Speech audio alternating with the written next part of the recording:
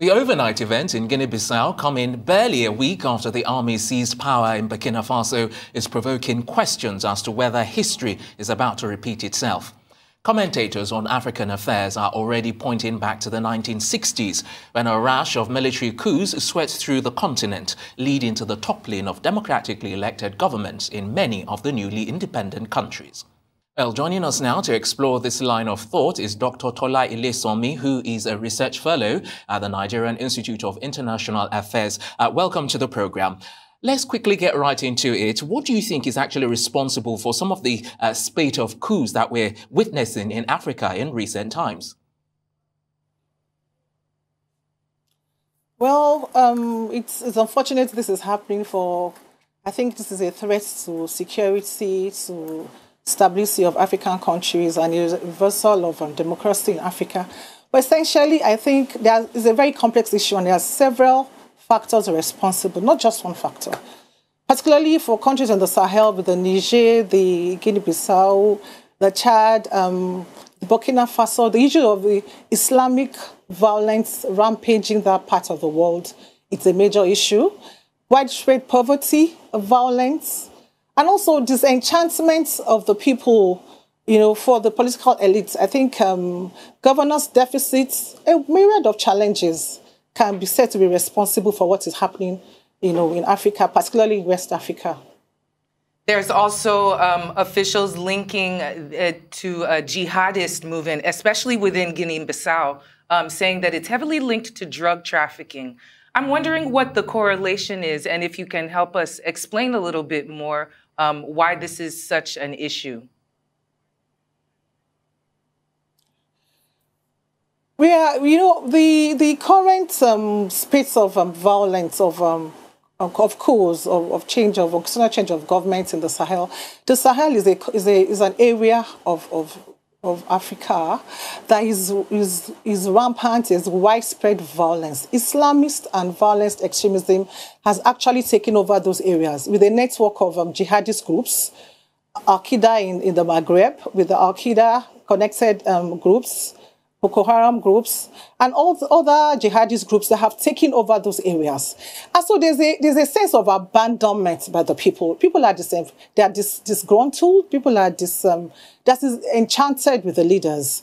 And so the military has seen this as an opportunity to cash in, where the needs of the basic needs of protection and welfare of the people are not met. The military just cash in on this, to come in and to seize government. So the widespread violence and fighting and terrible things that are taking place in that area, I think, is a major issue why this is happening. Well, talking about widespread violence, insecurity, and being disgruntled, are you worried, perhaps, that there might be an attack on democracy here in Nigeria, despite the president saying that such cannot happen? I think I'll just like to say that I think political leaders in West Africa, and indeed Africa, can just learn from this. It's something we can all learn from. I mean, the leaders can learn from it. If they find out what are the reasons why this is so rampant and taking place, we can all learn from it. I don't think there's any country that is immune, so to speak. It is now left for the elites and the leaders to learn from what is happening and to find out what are the challenges, what are the causes of these things. If it's the issue that the people are feeling disenchanted, there's a sense of abandonment. People are left to suffer. Millions are displaced. Thousands are killed. It's as if the government is not even interested in what happens to the citizenry. The social contract between the government and the people is not being followed. Do you understand? So the point is, I don't want to say Nigeria, it could happen in Nigeria or not. All I have to say is that I think Nigerian elites and the leaders can learn from what is happening and put our house in order so that such things will not happen. I can just say that the leaders should learn from what is happening and take a cue from all this so that what is happening in other parts of West Africa does not happen in our own country. All right, so some analysts are basically calling what's happening a coup contagion. Do you really think that coups can actually be contagious? What are your thoughts? Well, coup contagious, I want to say that we should look at what are the causes of this cause. in the first place? Before the coups become contagious, are we having a similarity in challenges that people are facing in these countries? Is it unique to a particular country in West Africa? I'm talking about the challenges now. Or is it widespread? Are there issues of widespread poverty? Are there issues of unemployment? Are there issues of Islamic violence, jihadism, violent extremism in these countries? Does it cut across these countries? So is that, I mean, if that is existing, if you find that in these countries, then the issue of contagious, for me, is not an issue for me. What is an issue for me is the fact that what are the problems people are facing? Is it the same across board? And what are the leaders going to do about that? If a coup happens in a country, it may embolden a neighboring country to do that. But if that neighboring country, if things, I mean, there's things are in place, there's good governance, people have the basic necessities of life, there's social provisioning, there'll be no need to have a coup or anything like that. So for me, it's not the coup being contagious. For me, it's the fact that what are the factors on ground that can bring about such coups?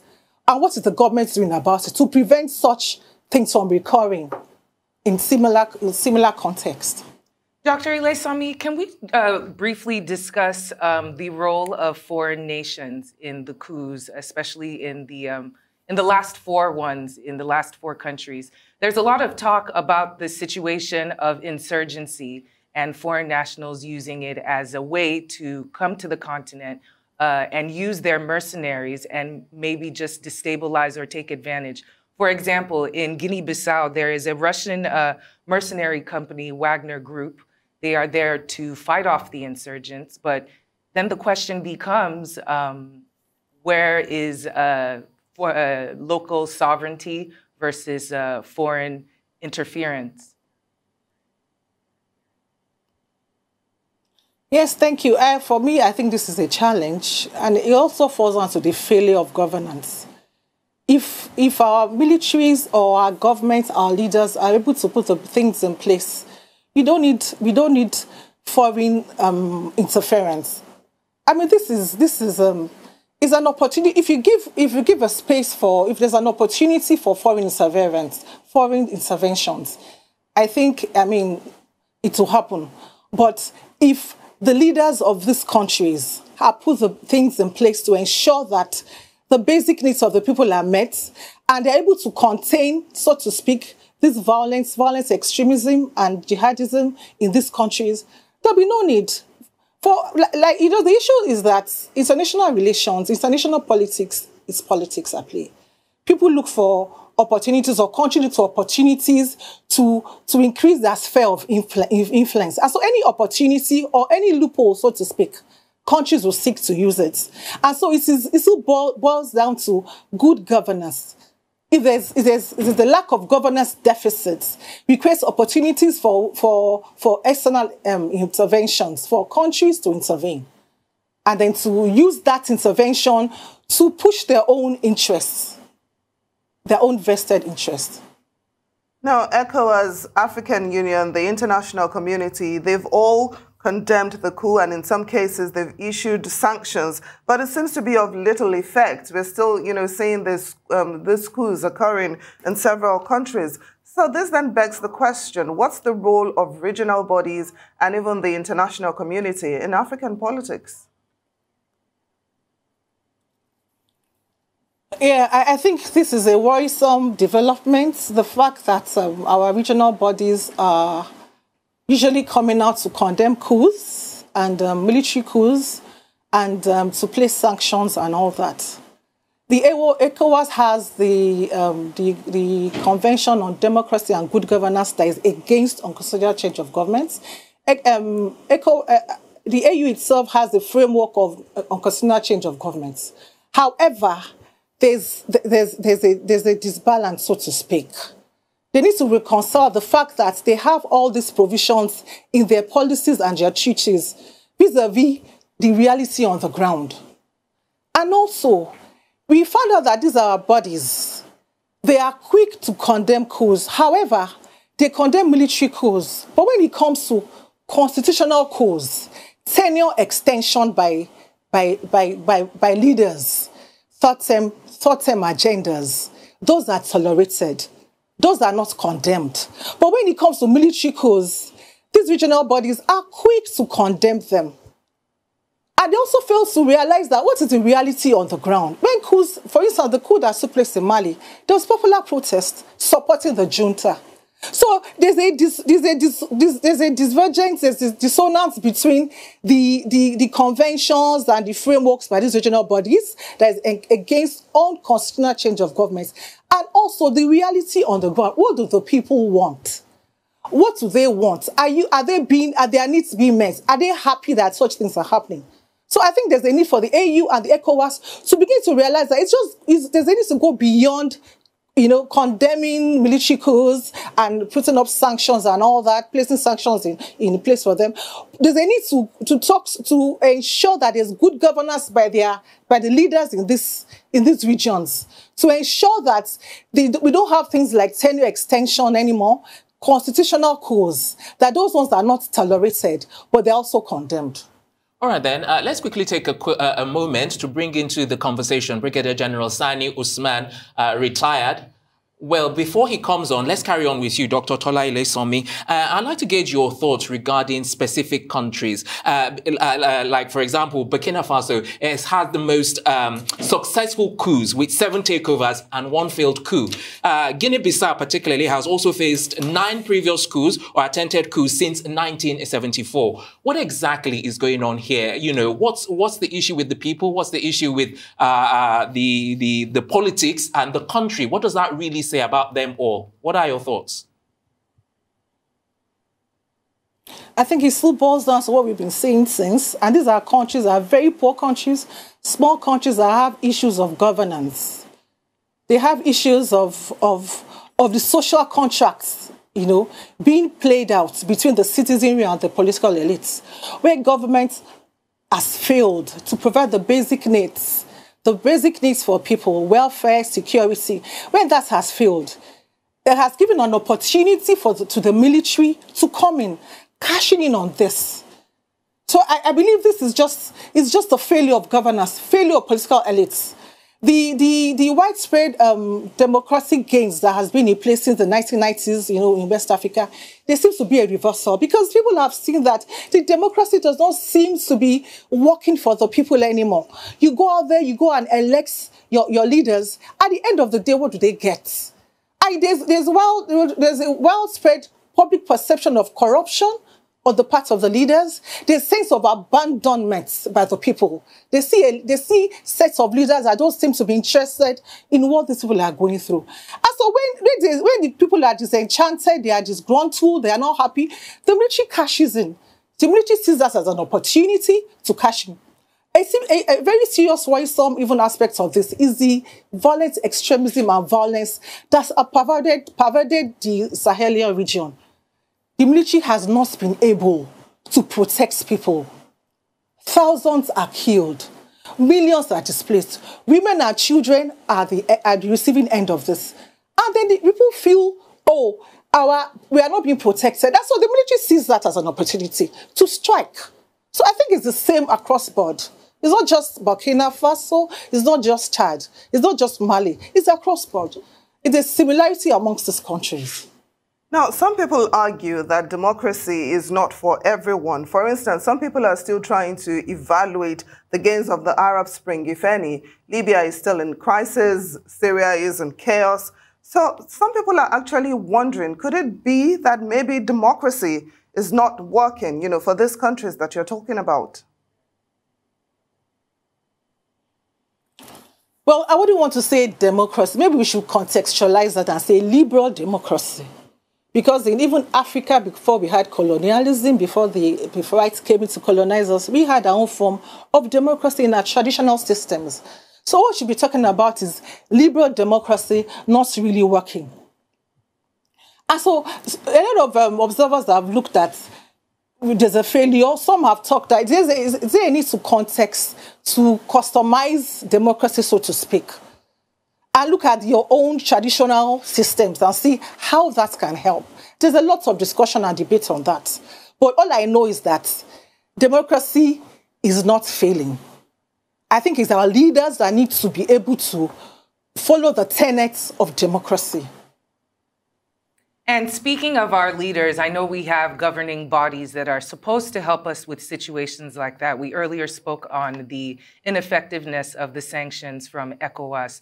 And my question now is individual leaders, especially in the West African Sahel region. Is there something that they can do? Why is there no forum where they get together to discuss these situations apart from under those umbrella bodies? Because just as my other colleague discussed, it seems like it's a bit of a contagion with bad leadership in the West African nation. There will be a coup somewhere else. The question now is what can be done to avert that, so to speak?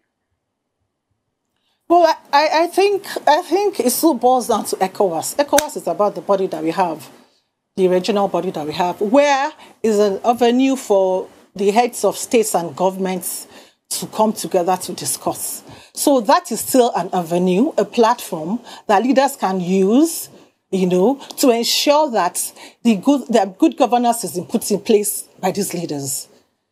It is an avenue that can be used beyond condemning coups, military coups, and tolerating constitutional coups, tenure extension, beyond tolerating constitutional coups and condemning military coups. There's a need for these leaders to come together to find out to discuss that there's a need to entrench good governance, development. We should have governments that development focused, that have social provisioning for the people, that have people focused. There's a need to have that in place by these leaders and to ensure that peace and stability is entrenched in these countries. The ECOWAS is a platform. I don't think you need to have another platform beyond that. The ECOWAS is a platform of heads of states and governments, and they meet from time to time. So that can be used as a platform to ensure that these things are put in place, that the social contracts that have been signed between the citizenry and the governments are actually followed to the letters. Now, one of the things that you've mentioned quite a bit is in terms of curbing these coups, is curbing violence, from one of the things that you said earlier on. So it'll be interesting to gauge your thoughts regarding how you actually think violence should be curtailed in some of these countries. Well, a major source of this violence I was talking about is the violent extremism, terrorist organizations, the Al-Qaedas, connected networks, the ISIS, ISWAP, the violent extremism and the terrorism that has taken hold sway. And so there's a need to realize that the widespread poverty and unemployment is a major source, a major factor for recruitment into these groups. When our youths are unemployed, there's no job, there's widespread poverty. And so, these are groups that are willing to pay, to give them stipends, so to speak, give them a sense of give them a livelihood. So there's an incentive to join these groups. I think when leaders begin to look into that and provide for the needs of people, provide jobs for people, people have a sense of, they have sources of livelihoods and all that, that will serve as a disincentive for recruitment into these troops, into these organizations that perpetuate violence, that unleash violence in the region. Once that is there, I don't think there's any reason why anybody would want to join these groups if he has a good source of income, if he has a good job. Why would he want to join violent groups? But when people are living lives that are completely they're jobless, they're not sure of the source of the next meal, they tend to be attracted to such violent groups. Dr. Ilesanmi, thank you. Let me just interrupt you. We have come to the end of the interview. Thank you so much for joining this discussion with us.